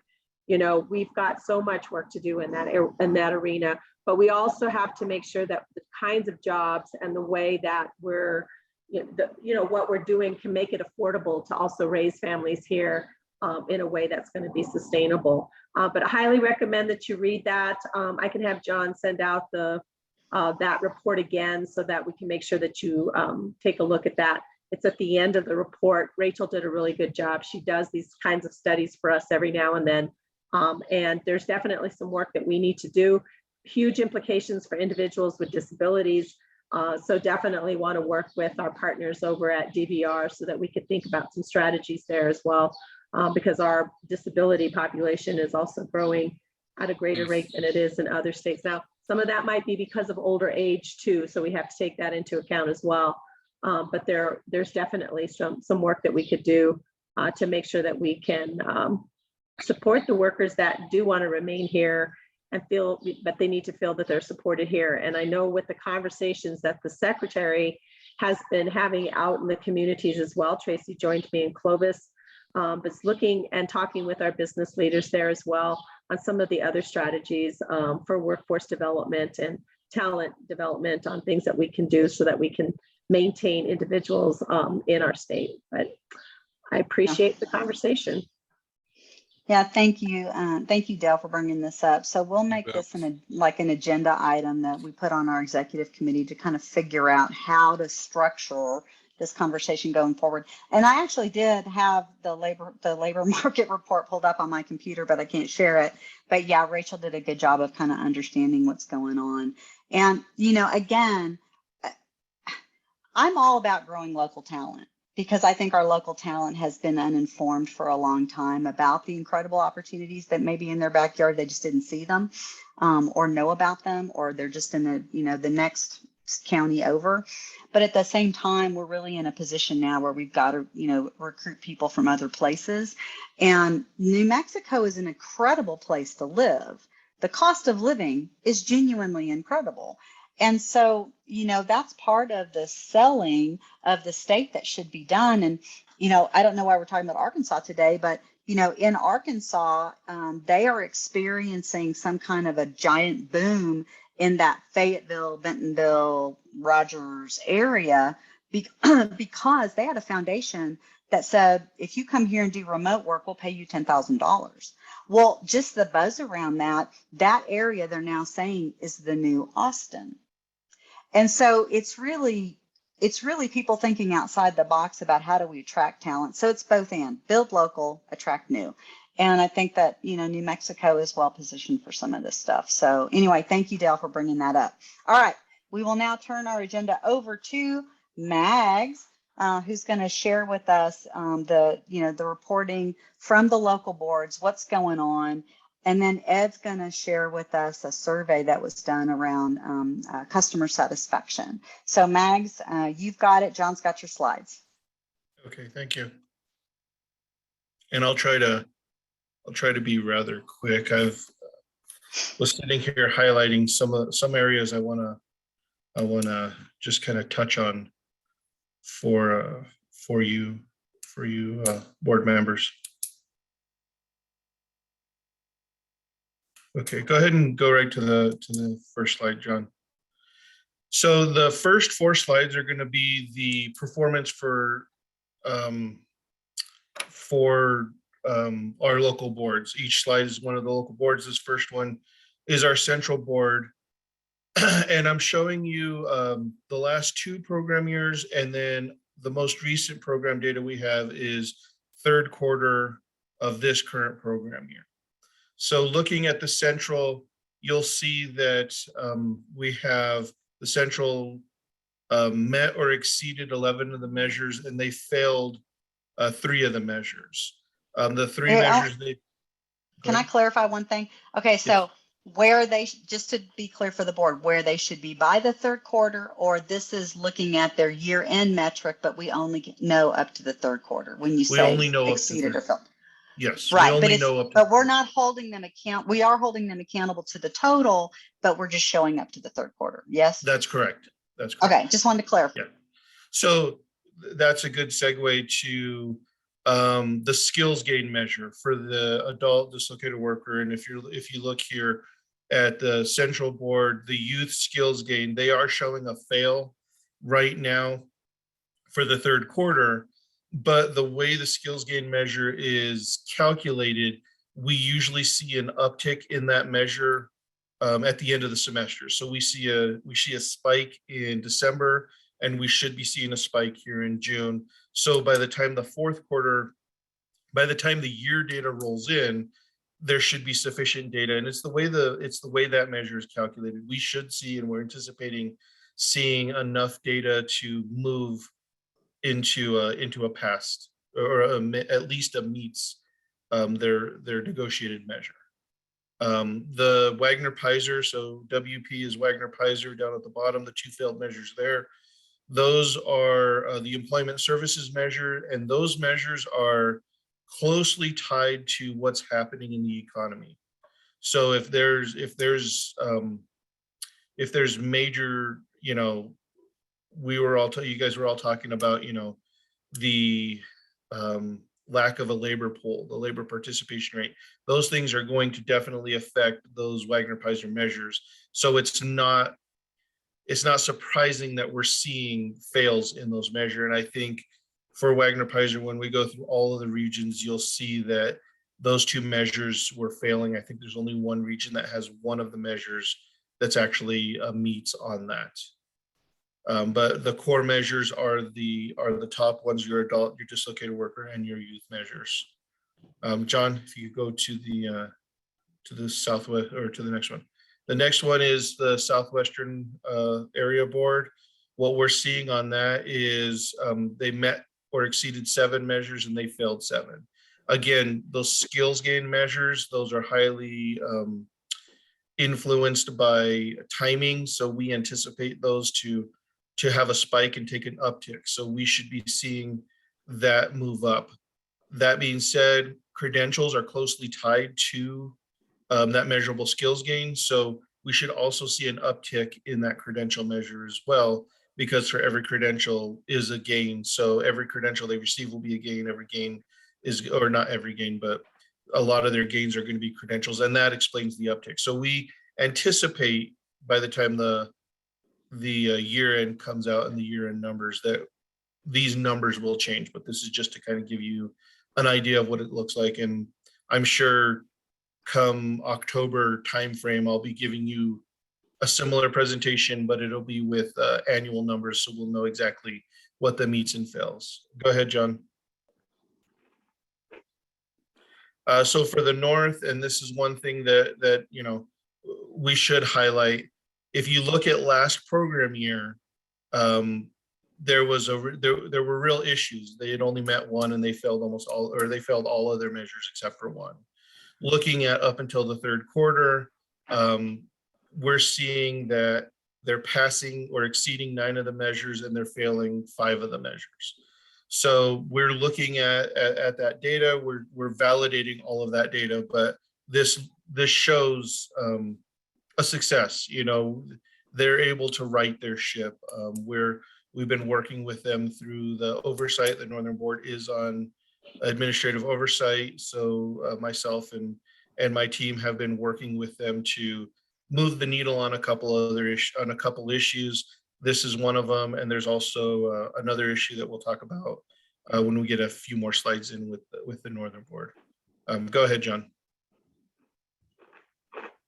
Okay, and then looking at the east we're showing meet or exceeding 8 of the measures, and we have them failing 6 of the measures. And this is the one that in the Wagner-Peiser, they were meeting the second quarter employment. How that goes, that's largely tied to the economy and wages. So we'll have to see how that moves the needle there. Go ahead, John, I think this is where I had you mix it up. Yes, thank you. So this is the expenditures, the way the funding works through our local funding mechanism is our local areas deal with 2 years worth of money. They have 2 years to spend the money. So last year's money is the program year 20 and the fiscal year 21 pots of money. The current program year is program year 21 and fiscal year 22. So looking at this, the top line, the allocation is how much they were awarded, what was their allocation for each funding stream, how much did they have for admin, how much did they have for youth money, how much did they have to spend for adult, and how much did they have to spend for dislocated worker. What I wanted to point out here is through the, if you remember last year in the presentations that I had, one of the issues that we were looking at, and this deals with the Northern Board specifically, is the Northern Board was having a hard time spending their money. They were caught in a cycle of they'd have too much carryover into the next year, and then they'd have to be spending their carryover while they had new money sitting on the books, and they never really got into spending their current year allocations. So one of the things through the administrative oversight that we did this year is we made the decision to work with we worked with the Northern Board to help we gave them technical assistance to explain that they were in this cycle and we needed to right their ship. We needed them to start spending their current year allocations as fast as they possibly could, or as soon as they could actually. So being in this cycle, we advised them, and they agreed with us that they should revert some of the money that they had from the last year's allocation and let us redistribute it to the other regions where it was needed. So with that, we took out of their FY21 allocation, we took $1.8 million out of that dislocated worker fund. We took $780,000 out of their youth fund for PY20, and we reallocated out to other regions. Some of the stipulations, because it was actually 2 regions who received the money. The stipulations were the regions who received the money had to be, they had to spend at least 80% of their current year allocation before they could receive the money. So that's why we were limited to only 2 of the regions. So looking at this, if you look at the Southwest area, this is what we would expect to see. So you have your program year 20 and your fiscal year 21, and you look at the percent remaining, the balances that are remaining for theirs. This is money that's in its second year. If they don't spend it by July 1, it gets reverted back to the state, and then the state has to redistribute it out to the local regions. What that means is that the money is not available to the region that it was allocated out to. So it is just kind of taking money out of the region where it should have been spent, where it needed to be spent. So what we're looking at, looking at the Southwest, this is what we want to see. They're completely done with their PY and PY20 and their FY21 money. They are spending a little bit of they do have a little bit of their admin money left, but they're in spending their PY21 and FY22. If you look, they're fully expended on their PY21 admin. Their youth, they're digging into, they're fully expended in their PY21 adult. They're fully expended in their dislocated worker for that PY21. The dislocated worker to adult, that's a transfer. Each region is able to transfer any amount of money they want for that allocation, either from dislocated worker to adult so that they have more money to spend on the adults if there's a shortfall, and they can also go the other way around. So that dislocated worker to adult, the Southwest region had asked to transfer some of their dislocated worker allocation to the adult, and you'll see they're fully expended on that. And they're working on their fiscal year 22 money. So it shows a good spending pattern. If you go ahead and go to the next slide, John. So the two regions who received the recapture from the north was the central region and the eastern region, and that's why these tables look a little funny. The central region received 100% of the youth allocation, because if you see here the youth for the east, they're still trying to spend the youth for the east out. And then for the adult, they received 500,000. The central received 500,000, and the east received 1.2 million out of the 1.8 that was recaptured from the north. So the central looks weird because if you look at their PY 21 adult, they're fully expended. Wait, oh, it's the other way around. It's the dislocated worker. They were spending their FY 22 dislocated worker. They were fully expended their PY 21 dislocated worker. And then when we infused the money into the north, which was into the central, which was the fiscal year 21, they needed to start spending down that money. So if you notice, the money we infused, they're doing a good job and they're spending it down. And we gave them that money, I think it was about 3 months ago. So in the 3 months, they've done a good job spending down that money. John, go ahead and go to the next slide. Next one, yeah. So these slides I added because I know you like them, Tracy, and I think you ask me for these slides often. So the way to look at these slides is the blue bars. So this is your program. These are your program years. So program year 15 to program year 21. So current to date. It's looking at 7 years. The blue bars is the total allocation for the adult funds that region got. The gray and the red is the total allocation for dislocated worker that the region got. So if you remember, I said that that a local board can transfer money from dislocated worker to adult or from adult to dislocated worker. So the red line on top of the gray is the amount of money of dislocated worker funds that was reduced because they transferred it to adult. So if you look, the gray line is the funds that were available after the transfer. The green line sitting on top of the blue is the total amount that they spent that year in the adult funds.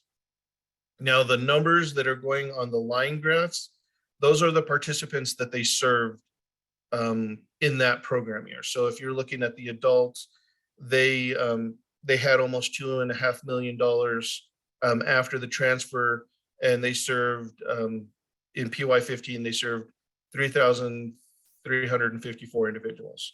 And you can see how, the PY16 is when the WIOA measures actually, or when the WIOA actually hit and started hitting our reports. So these are the WIOA numbers. So it's fair to say the program year 16 are the numbers that we can compare with. So looking at that, you can see how the transfers happened and the numbers that they're serving, the individuals that they're serving. Go ahead and go to the next one, John. So this is the same chart for youth. Youth cannot transfer money. So these are the bars that are the total allocation of youth. And overlaid on top of that are the participants that were served based on that allocation. So those two were the central. Go ahead and go to the next one, John. And in the interest of time, I'm going to go through these. This is for the east. Go to the next one. That's East Adult Dislocated Worker, East Youth. Go ahead and go to the next one. We're going to have South or North Adult and Dislocated Worker. Then the next one is going to be North Youth. Then we're going to have the Southwest Adult and Dislocated Worker and the Southwest Youth. Okay, so I'm going to hold there for a minute because I have one thing that I wanted to highlight. This is something that I actually thought of last night. It was our performance manager, Michael Yang, and I were talking, and we had a conversation about what needed to happen, or what our performance actually looked like. So one of the things that we have regions that are exceeding expectations, and we have regions that are kind of falling a little bit short. So one of the things that I did an analysis, and I looked at what percentage of the allocation did a region get versus what percentage of the participants were served. So one of the things, and I wish I had the visual, I wish I could show it to you. I'm going to have John send it out to all the local boards because I think it is a pretty telling thing. But if you look at, say, dislocated worker, last program year, we had the central region received 41% of the allocation. So 41% of the pot of money was given to the central region. Their share of participants that they served were 37% of the participants. Now, if we contrast that with the eastern area received 15% of the total pie of the total allocation. Their participants, they served 35% of all the participants that were served for last program year. If you look at the northern area, they received for dislocated worker 21% of the allocation. They served 14% of the dislocated workers for that program year. And the Southwest received 18% of the allocation and served 15% of the participants. So looking at the numbers, one of the things that I'm going to add for you moving forward is that type of analysis of what percentage of the population versus allocation is being distributed. What's the distribution? Go ahead and go to the next one, John. As a last slide, this is next year's allocation. So this is how everything's being broken out. The central next year will receive $9.3 million. The East will receive $3.7 million. The North will receive $4.5 million, and the Southwest will receive $4.3 million. And I'll stand for any questions.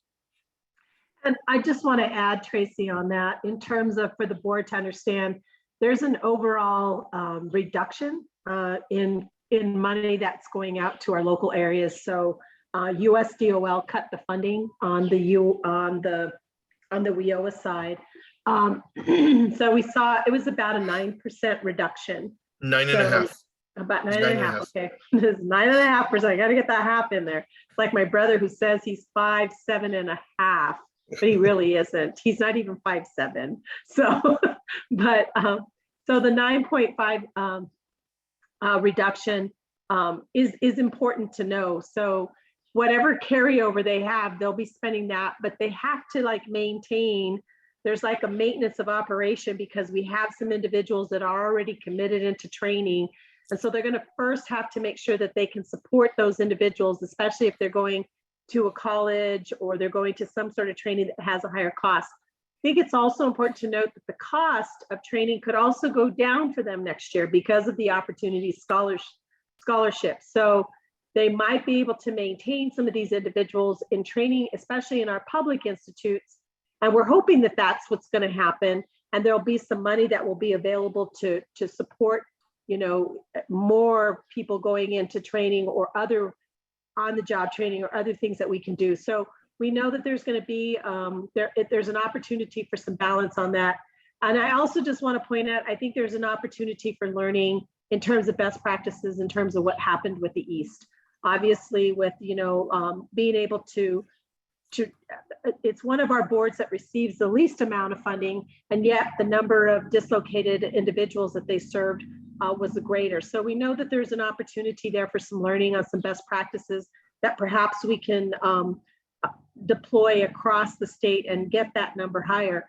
And the other thing that I want to do is I just want to acknowledge the Northern Board too for being receptive on the technical assistance and the things that we've been working with them, because we did see a shift in their overall performance and being able to turn those things around. It's been painful, it's been hard, but it's been important to do. And so I think we're seeing some improvement there. And I definitely just want to acknowledge them for that and the work that they've been doing there, and acknowledge the team for all the work that they've done with that.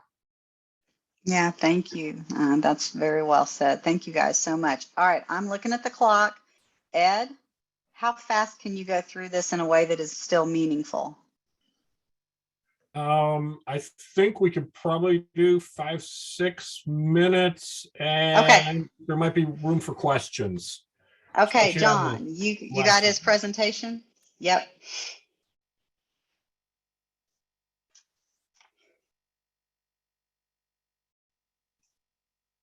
Okay, thanks. Really quickly, we did a customer satisfaction survey of a little over 5,000 adults and 440 youth participants who received services last calendar year. We had 238 adults respond. We're only going to be looking at adult responses because the 11 youth responses really won't tell us a lot. Next. You can see the geographic distribution. Albuquerque had half of the responses, but, and I'm working on this, and I believe that there will be sufficient responses to be able to provide each board region with a more detailed response. But what we're looking at in this presentation is aggregate for the entire state. Next.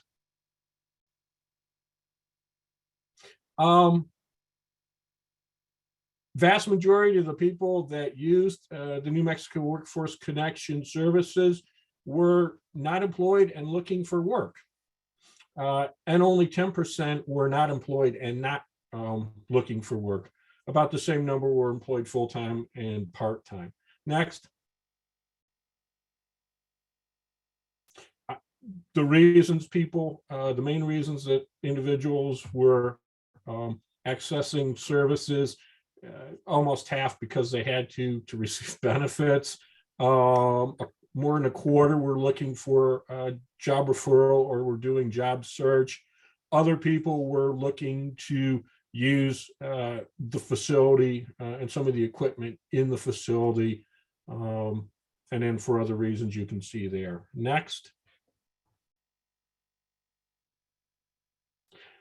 Now remember, this is calendar year 21, so we had COVID, but this is a percentage of respondents that were able to find all the employment related services or support they were looking for. I guess the good news is almost 2/3 were able to find everything they wanted.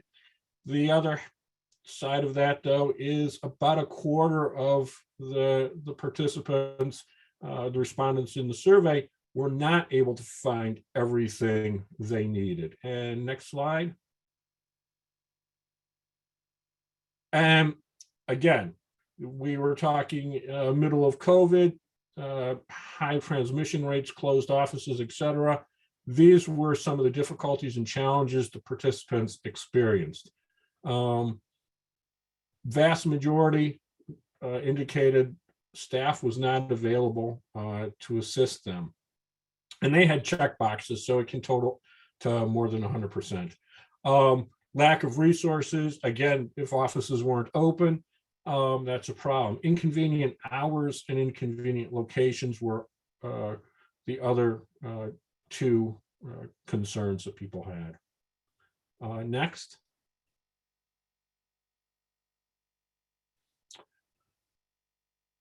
These are the services that participants weren't able to find. or use. A quarter weren't able to receive a job referral. 17% were unable to take part in job training, funding information for training, etc. 10%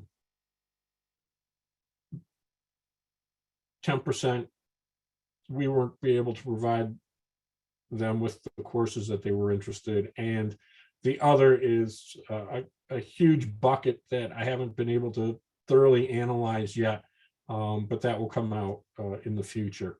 Next.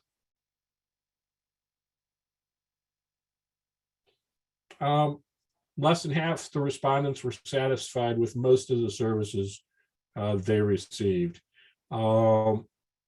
More than half were very satisfied or satisfied with the usage of equipment. But again, as you can see, work readiness training, OJT, transitional jobs, customized training, work experience, job shadowing, job search assistance, all scored less than 50% in terms of customers being satisfied or very satisfied with the services that were offered or that they received. So it gives us an opportunity to enhance these. The good news is, in no case were the percentage dissatisfied or very dissatisfied exceeding the percentage of satisfied and very satisfied. And next. A lot of people that take training don't complete the training, 2/3. Next.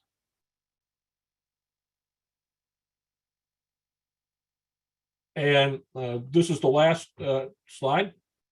In addition to customer satisfaction, we did have a question where we allowed the respondent to identify employment fields that they'd be interested in working in the future.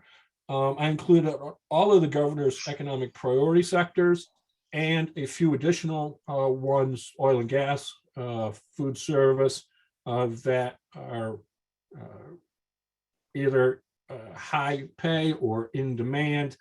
And this kind of gets to a point that Commissioner Sanchez had, and unfortunately Rob Black isn't here to see this, because it shows where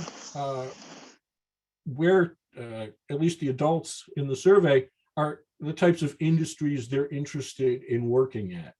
And very few of them that are on the governor's economic priority list got over 5%. Only healthcare, film, digital media, and sustainable and value-added agriculture were over 5%. The other is a big catch-all, and again, it had jobs such as being an artist, an antique dealer, accounting and bookkeeping, housekeeping, ministry, rehabilitations, all the way down to writing and book editing. So it's a very diverse field, but I think one of the challenges in this goes to the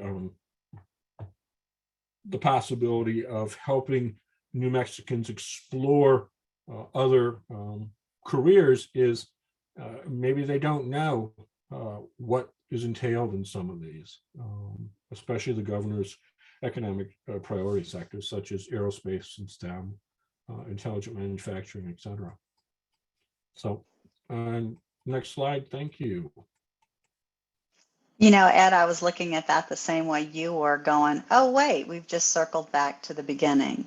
And so then the question becomes, how do we equip the person sitting across the desk from a job seeker with the information they need to help build awareness? I mean, no, we don't want somebody to go into an industry or career field they're not interested in, but vast numbers of people just don't know. And so how do we do a better job of building awareness along the way? And I think that's really important work to be done as you know, it's really interesting how the meeting today came full circle. Did anybody have any questions for Ed or for Mags before we get toward the end here? I just wanted to add one thing really quickly is that the satisfaction survey definitely is, you know, we're going to have to circle back as a workforce system and look at it. So we always like that kind of data and feedback. Was done during a COVID year, so things were also looking different, but that's okay. I am especially interested in that last slide because I think what it tells us, and Ed is working with the team right now on this concept of LMI, labor market information, the kind of training that we need to do for our frontline staff, making sure that we're really utilizing those tools, and how do we really engage in those conversations with customers when they're coming in so that they fully understand the range of occupations and how that might fit with their skills that they have or their interests that they have, so that they don't come in just looking for one specific thing, but we also make sure that they get the range of that conversation. So one of the things that we're hoping to do now as we move into FY23, we are going to revive our workforce conference. We want to bring that back because we think it's an important training tool, especially for those career advisors that are working out there that have that frontline task in terms of just doing the skill building with them. So we're definitely going to be looking at implementing a conference in the next fiscal year coming up so that we can have folks come together. Generally, when we do have it, you know, we have really good attendance, anywhere between 250 to 350 people come to that. And it's an important skill building opportunity for our frontline staff as they're working with customers. Well, thank you for that. So just as we go to the end of the meeting here, we don't have any public comment, by the way. The business committee, we're looking to reinvigorate that. That'll be a conversation that will be had probably at our next board meeting. I want to thank Mathis and DJ who've agreed to join that. I think that if ever there was a time for us to really think strategically about how to use that committee, to think strategically about exactly the conversation Dale brought up earlier about really supporting the private sector especially our businesses that have really just struggled with the pandemic. I think that committee has a really important role to play. The last thing that I would say, most of you on this call know this is my last board meeting with you all. My husband and I are moving out of state. At the moment, I'm in Clovis.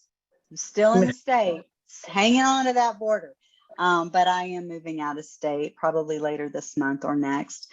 And so I just wanted to say thank you to all of you who are on this board. Please keep doing the good work. Please keep asking the right questions and challenging us to do more and to do better. The people of New Mexico desperately need a very well functioning workforce system. I'm 100% proud of all the work that we have done. And obviously, you know, as you look at the data, there's more that we can and should be doing. There has been a person submitted to the governor's office to take the chair role, and we are just waiting to hear confirmation of that. So hopefully by the time you all meet in August, you'll know who that is.